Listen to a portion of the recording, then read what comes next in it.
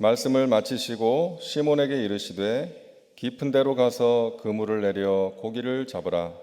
시몬이 대답하여 이르되 선생님, 우리들이 밤이 새도록 수고하였으되 잡은 것이 없지만은 말씀에 의지하여 내가 그물을 내리리이다 하고, 그렇게 하니 고기를 잡은 것이 심히 많아 그물이 찢어지는지라. 이에 다른 배에 있는 동무들에게 손짓하여 와서 도와달라 하니 그들이 와서 두 배의 채움에 잠기게 되었더라. 시몬 베드로가 이를 보고 예수의 무릎 아래에 엎드려 이르되 주여, 나를 떠나소서, 나는 죄인이로소이다 하니, 이는 자기 및 자기와 함께 있는 모든 사람이 고기 잡힌 것으로 말미암아 놀라고 세베대의 아들로서 시몬의 동업자인 야고보와 요한도 놀랐음이라. 예수께서 시몬에게 이르시되 무서워하지 말라. 이제 후로는 내가 사람을 취하리라 하시니, 그들이 배들을 육지에 대고 모든 것을 버려두고 예수를 따르니라. 아멘. 오늘 말씀의 제목을 한번 따라 하실까요? 은혜를 알면 감사할 수 있습니다. 몇 년 전에 에모토 마사루라는 일본 사람이 쓴 물은 답을 알고 있다라는 책이 화제가 된 적이 있었죠. 실험을 했습니다. 감사합니다, 사랑합니다, 축복합니다, 이런 말을 했을 때는 그 물의 입자가 아주 예쁘고 아름답게 형성이 되었고, 반대로 미움과 저주와 분노의 말을 했을 때는 그 물의 입자가 아주 보기 흉하게 만들어졌다는 것입니다. 그러니까 우리가 하는 말에 따라서 물이 반응을 하더라. 그래서 70%가 물로 이루어진 우리의 몸도 우리가 어떤 말을 하고 어떤 마음을 갖느냐에 따라서 달라진다는 것입니다. 그 책에서 주장하는 내용이 아니더라도 우리가 이미 알고 있는 사실 아니겠어요? 감사가 생명이고 감사가 능력이다. 범사에 감사하라고 하나님께서 명령하시는 것은 우리를 위해서 하시는 것이다. 감사할 때 우리의 영과 혼과 육이 건강할 수 있기 때문입니다. 자, 그렇다면 감사하기 위해서 무엇이 필요할까? 우리에게 필요한 것이 무엇일까 하는 것입니다. 결론부터 말씀드리면 은혜를 아는 것입니다. 부모의 은혜를 아는 자녀가 부모에게 감사하잖아요. 어제도 이제 수능 시험 보러 들어가면서 부모님께 큰 절을 올리고 들어가는 애들이 있었어요. 좀 오버하는 녀석들이지만 부모의 은혜에 감사하는 것이죠. 나에게 고마운 사람의 은혜를 알 때 그 사람에게 감사할 수 있는 거 아니겠어요? 마찬가지로 우리가 하나님의 은혜를 알 때에 하나님께 감사할 수 있는 것입니다. 오늘 본문 말씀은 우리가 잘 아는 말씀이죠. 베드로가 예수님을 만나고 부르심을 받는 장면입니다. 예수님께서 갈릴리 호숫가에서 사람들에게 말씀을 전하세요. 근데 사람들이 워낙 많이 몰려오니까 베드로의 배에 올라가셔서 무태에서 조금 뛰라 명령하시고 거기에서 말씀을 전하셨습니다. 그러고 나서 베드로에게 말씀하셨어요. 깊은 데로 가서 그물을 내려 고기를 잡으라. 베드로가 말씀대로 했을 때 그물이 찢어질 정도로 많은 고기를 잡게 되었습니다. 성경에는 기록되어 있지 않지만 베드로가 그러는 것 같아요. 내가 그때 그렇게 주님을 만났습니다. 내가 그때 그렇게 주님을 따르게 되었습니다. 나의 나된 것은 모두가 주님의 은혜입니다. 이 시간 베드로만 경험한 것이 아니라 우리도 경험한 그 은혜를 다시금 생각하면서 하나님께 감사하는 시간이 될 수 있기를 바랍니다. 첫째로, 나를 찾아오신 것이 은혜입니다. 한번 따라해 볼까요? 나를 찾아오신 것이 은혜입니다. 여러분, 베드로가 예수님 찾아가지 않았어요. 지금 이 현장을 보면 많은 사람들이 예수님의 말씀을 듣기 위해서 몰려들었는데 베드로는 그 가운데 있지 않았어요. 고기 잡고 있었죠. 밤새도록 고기를 잡기 위해서 그물질을 했고 또 그물을 씻고 있었습니다. 먹고 살기 위한 일에만 전념하고 있었던 그런 베드로를 예수님께서 찾아오신 것이죠. 여러분, 우리도 마찬가지 아니었습니까? 우리가 먼저 예수님 찾았나요? 그렇지 않았어요. 예수님에 대해서 관심도 없었고 오직 세상에 빠져서 세상 쾌락을 추구하면서 돈 버는 일에 몰두하면서 세상 즐거움과 세상 자랑을 추구하면서 살고 있었는데, 그렇게 사는 것이 잘 사는 것이라고 생각하면서 살았는데, 어느 날 우리를 사랑하시는 주님께서 우리를 찾아오신 거 아닙니까? 환난 가운데 있는 우리를 찾아오셨고, 인생의 의미를 알지 못하고 있는 우리를 찾아오셨고, 오직 세상의 것들만 추구하면서 살고 있었던 우리를 주님께서 찾아오신 거예요. 그러함으로 주님이 누구신지를 알게 하셨고, 주님을 가까이 하는 것이 내게 복이라는 것을 알게 하신 것입니다. 이게 얼마나 귀한 은혜냐는 것이죠. 그래서 우리가 찬송 부르잖아요. 주 예수 내가 알기 전 날 먼저 사랑했네. 그 크신 사랑 나타나 내 영혼 거듭났네. 이 새벽에 기도하시는 분들은 아마 모두가 사연이 있을 거예요. 예수님 만나신 사연, 예수님 믿게 된 사연이 있을 것입니다. 다양한 사연들이 있겠지만 공통점이 있죠. 내가 예수님을 찾기 전에 예수님이 나를 찾아오신 것입니다. 우리가 의롭게 살고 열심히 예수님을 찾아서 예수님 만난 게 아니죠. 베드로처럼 고기 잡는 일에 몰두하고 있었고 빈 그물로 인해서 낙심하고 있었던 우리를 예수님께서 찾아오신 것입니다. 그것이 여러분 놀라운 은혜라는 것 기억하시기를 바랍니다. 지금도 주님은 우리를 찾아오십니다. 말씀으로 찾아오시고 하나님께 기도하는 우리의 심령에 찾아오십니다. 삶의 현장에서 다양한 경험을 통해서 우리에게 깨닫게 하시고 하나님을 알게 하시고 하나님의 은혜를 체험하게 하십니다.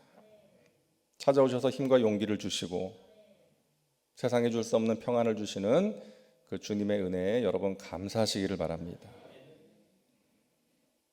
둘째로 따라합니다. 말씀에 순종할 수 있었던 것이 은혜입니다. 예수님께서는 베드로의 배에서 말씀을 전하시고 나서 말씀하십니다. 깊은 데로 가서 그물을 내려 고기를 잡으라. 여러분, 이거 정말 순종하기 힘든 말씀 아닙니까? 베드로는 현직 어부고요. 예수님은 전직 목수예요. 내가 이 분야의 전문가인데 경험도 없는 사람이 이래라 저래라 그러면 그 말을 받아들이는 게 쉽지 않잖아요. 그리고 이미 밤새도록 그물질을 했습니다. 지쳐 있습니다. 그물까지 씻었습니다. 체험 삶의 현장 이런 TV 프로를 보면 그 어부들의 삶이 얼마나 고달픈지 막 풍랑이는 그 바다 위를 배 타고 나가서 그 그물을 내려 고기를 잡고 돌아와서 그 그물을 씻는 일이 얼마나 힘들고 고달픈지는 여러분 아시잖아요. 우리가 알고 있죠. 지금 베드로와 동료들이 그 일을 다 마친 거예요. 그런데 다시금 그물을 가지고 가서 그물을 내려서 고기를 잡으라는 거예요. 순종하기 힘든 말씀이었지만 베드로는 그 말씀에 순종해서 그물을 내립니다. 그랬을 때에 그물이 찢어질 정도로 많은 고기를 잡게 된 거예요. 그랬을 때 예수님이 어떤 분이신지를 알게 된 것입니다. 저는 예수님이 일찍 찾아오셨어요. 모태신앙으로 신앙생활을 하고 있었지만 형식적인 썬데이 크리스찬이었습니다. 그런 저를 중학교 3학년 때 주님이 찾아오셨어요. 제가 죽음의 위기 속에서 예수님을 인격적으로 만났잖아요. 그리고 그때 주의 종으로 살겠다고 이제 약속을 드렸습니다. 그런데 시간이 지나면서 그 약속을 지키기가 싫은 거예요. 그래서 안 지키려고 그랬죠. 그런데 결국 지키게 하셨습니다. 제 코를 탁 깨가지고 끌고 가시더라고요. 그때는 끌려갔어요. 근데 나중에 생각해 보니까요, 그게 정말 귀한 은혜였습니다. 코가 꿰어서라도 끌려간 게 은혜더라고요. 제가 그때 순종하지 않았다면 어떻게 되었을까? 아마 많은 인생의 소중한 시간을 낭비하지 않았을까? 그런 생각이 들고 아찔합니다. 지금도 여전히 못난 아들이고 못난 종이고 우리 주님을 위해서 또 별로 한 일도 없는 것 같고 또 큰 기쁨도 드리지 못한 것 같아요. 하지만 주님은 내가 주님을 위해서 큰 일을 하는 것도 기뻐하시겠지만 하루하루 주님의 말씀 무시하지 않고 내가 설교한 대로 살기 위해서 몸부림을 치고 그게 내 힘으로는 잘 안 되니까 성령의 도우심과 능력을 구하면서 살아가는 것, 그것을 더욱더 기뻐하시는 줄로 믿습니다. 우리 모두 마찬가지예요. 우리가 주님을 위해서 어떤 일을 하는 것, 물론 그것도 기뻐하시겠지만 우리 주님께서 우리를 사랑하셔서 하시는 그 말씀들을 우리가 소중하게 여기고 마음판에 새기고 그 말씀 한 구절을 우리의 삶 속에서 실천해 내기 위해서 우리가 애쓰고 기도하고 노력하는 그런 우리의 중심과 모습을 우리 주님께서 기뻐하시지 않을까. 사랑하기 힘든 사람이지만 주님께서 사랑하라고 하시니까 사랑할 수 있는 능력을 구하는 거죠. 내 힘으로는 잘 안 되니까. 염려하지 말라고 말씀하시니까 염려와 두려움이 생기지만 염려가 유익이 없으니까 주님께서 그렇게 말씀하시니까 우리 주님께 기도하면서 염려와 두려움을 극복하기 위해서 우리가 노력하는 거 아닙니까? 그 주님의 말씀, 감사하라고 하시니까 감사할 게 없는데요. 그러고 끝나는 게 아니라 주님의 은혜를 세워보면서 받은 복을 세워보면서 억지로라도 그 말씀에 순종하기 위해서 감사를 되새기고 결단하고 실천하는 저와 여러분을 우리 주님께서 기뻐하실 줄로 믿습니다. 저는 순종 그러면 생각나는 사람이요. 물론 성경의 인물은 아브라함이겠지만 제가 터키에 있을 때 알게 된 그 수산나라는 사모님이에요. 제가 예전에도 말씀드린 적이 있는데 독일 사람이에요. 2007년에 그 터키 선교 역사에 있어서 중요한 사건이 일어났습니다. 그 말라티아라는 지역에서 사역을 하고 있던 틸만이라는 독일 선교사님이 그 과격 이슬람 그 터키 사람에 의해서 아주 잔인하게 살해되는 그런 사건이 있었어요. 인간이 인간한테 어떻게 저렇게 하나 싶을 정도로 아주 잔인하게 그 살해를 했거든요. 그래서 그 틸만 선교사님 장례를 치르고 나서 여러분 들으신 것처럼 이 수산나 사모님이 자기 남편을 죽인 사람을 용서한다라고 말했어요. 그 기자의 질문 앞에서 그렇게 대답을 했어요. 그래서 그게 터키 사람들한테 큰 충격으로 다가갔습니다. 왜냐하면 그 사람들은 어떤 누구로부터 해를 당하면 똑같이 보복하는 게 관습이거든요. 그게 이슬람 율법이거든요. 그런데 자기 남편을 죽인 사람을 용서한다 그러니까 저 사람은 도대체 어떤 사람이냐? 저들이 믿는 예수는 어떤 가르침을 주었길래 이런 영향력을 미치게 된 거예요. 근데 여러분 알려지지 않은 사실이 있는데 이 수산나 사모님의 딸이 있는데 그 소식을 듣고 나서 엄마한테 그랬다는 거죠. 엄마, 정말 아빠 죽인 사람 용서한다 그랬어? 엄마가 그랬어. 엄마는 용서가 돼? 엄마 나는 용서가 안 돼. 엄마도 용서가 안 되지. 하지만 주님께서 용서하라고 하셨잖아. 우리는 우리의 생각이나 감정대로 사는 사람이 아니라 주님의 말씀대로 사는 사람이잖아. 그래서 엄마가 용서한 거야. 사랑하는 여러분, 우리는 우리의 생각, 우리의 감정대로 사는 사람들이 아니라 주님의 말씀대로 살아야 되는 사람들인 줄로 믿습니다. 주님께서 하라고 하는 것 열심히 하고 하지 말라고 하는 것은 하지 말아야 돼요. 우리 힘으로 잘 안 되니까 성령의 도우심과 능력을 구하면서 그렇게 살아가는 것이죠. 사랑하는 여러분, 순종의 사람 되시기를 주님의 이름으로 축원합니다. 순종하는 것이 힘들죠. 저나 여러분이나 똑같습니다. 하나님 말씀대로 사는 게 너무나 힘들죠. 하지만 주님께서 말씀하시기에 제가 따르겠나이다.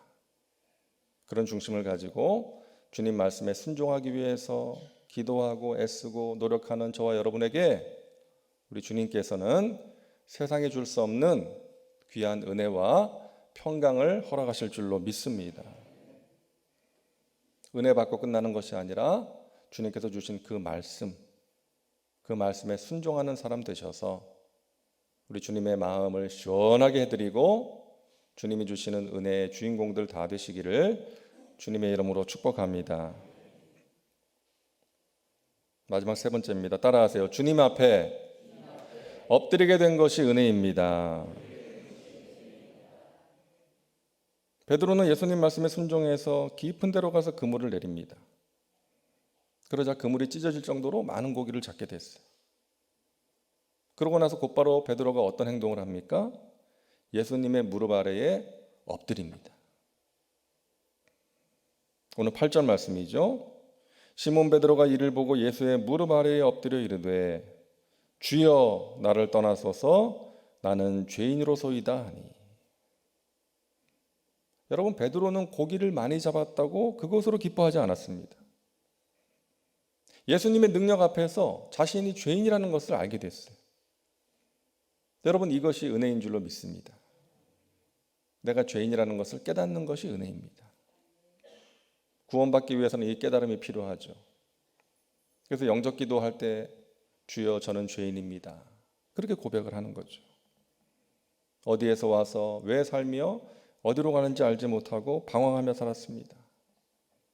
나의 죄를 사하시고 구원하시고 나와 함께 하시는 주님의 은혜가 필요합니다. 그렇게 구원을 받고 또 평생 우리가 천국 가는 그날까지 그 은혜를 구하면서 주님 앞에 엎드리는 것이죠. 여러분, 이것이 은혜입니다. 주님 앞에 엎드릴 수 있다는 것이 은혜예요. 이 새벽에 우리가 기도할 수 있다는 것이 은혜인 줄로 믿습니다. 우리가 주님 앞에 엎드리면 주님께서 우리를 만져주십니다. 우리의 마음을 위로해 주십니다. 우리의 갈 길을 깨닫게 하십니다. 그렇게 우리를 인도해 주십니다. 우리가 하루하루 사는 게 만만치가 않잖아요. 교회에서 주님의 일을 하는 저도 그것을 느끼는데 이 험한 세상 속에서 삶의 현장에서 치열하게 살고 있는 여러분들이야 오죽하시겠습니까? 여러 가지 시험이 있고 무거운 짐이 있죠. 하지만 그것을 우리가 주님 앞에 아뢰을 수 있다는 것, 그것이 은혜인 줄로 믿습니다. 우리가 날마다 숨쉬는 순간마다 눈앞에 어려운 일을 보게 되지만 주님 앞에 이 모든 것을 맡길 수 있다는 것이 은혜입니다. 특별히 여러분, 우리가 새벽을 깨워서 기도할 수 있다는 게 은혜인 것 같아요. 성경을 보면은 새벽에 하나님께서 홍해를 가르시고 애굽 군대를 멸절하셨어요. 새벽에 여리고성이 무너졌어요. 새벽에 예수님께서 사망 권세를 이기시고 부활하셨습니다. 이 새벽은 우리가 구별해서 하나님께 드리기에 가장 합당한 시간이에요. 하나님의 기적을 체험하는 시간, 하나님의 은혜를 누리는 시간입니다. 새벽을 깨워서 하나님께 기도하는 여러분의 그 중심과 기도를 하나님께서 다 들으시고 아시고 가장 좋은 하나님의 때에 가장 좋은 하나님의 방법으로 응답해 주심을 믿으시기를 바랍니다. 우리는 여러분 하나님의 은혜를 받은 사람들입니다. 그 은혜를 여러분 기억하십시오. 주님이 우리를 찾아와 주셨고 주님이 우리에게 믿음을 주셨고 순종하게 하셨고 기도하게 하셨습니다. 그 순종과 기도를 통해서 여러분 지금까지 귀한 은혜를 많이 체험하셨잖아요. 앞으로도 하나님께서 하나님의 은혜를 갈망하는 저와 여러분을 통해서 우리의 삶 가운데, 우리의 교회와 우리의 나라 가운데 하나님의 선하신 뜻을 이루어 주시고 예비하신 귀한 은혜로 우리의 영혼을 만족해 주실 줄로 믿습니다. 하나님께서는 잘 사는 사람, 못 사는 사람 이렇게 구분하신 적이 없어요. 우리는 돈 많은 사람을 잘 사는 사람, 좀 그렇지 않은 사람을 못 사는 사람 그렇게 구분을 하는데 우리 하나님은 그렇게 사람을 구분하신 적이 없습니다. 단지 믿음이 있는 사람, 그렇지 않은 사람, 영에 속한 사람, 육에 속한 사람 이렇게 구분을 했어요. 하나님의 은혜를 구하며 깨어서 기도하는 여러분은 영에 속한 사람이요 믿음의 사람인 줄로 믿습니다. 하나님께서 그런 자들을 기뻐하시고 귀한 은혜로 승리의 삶을 살 수 있도록 인도해 주십니다. 이 감사의 절기에 저와 여러분의 심령에 하나님의 은혜로 말미암아 감사가 회복되고 넘쳐날 수 있기를 주님의 이름으로 축원합니다. 기도합니다. 좋으신 하나님, 하나님께서 우리에게 베푸신 은혜가 큽니다. 우리가 하나님을 찾기 전에 하나님이 우리를 찾아와 주셨고 하나님 말씀에 순종할 수 있도록 해주셨고 하나님께 기도하게 하셔서 하나님이 베푸시는 귀한 은혜를 누리게 하셨습니다. 그것들을 생각하며 감사하는 하나님의 백성들 되게 하여 주시옵소서. 인생의 어려움 속에서 하나님을 찾고 하나님의 은혜를 구하며 또 하나님 말씀에 순종해서 나아갈 때에 하나님이 행하시는 귀한 일들을 보게 하여 주시옵소서. 예수님의 이름으로 기도하옵나이다. 아멘.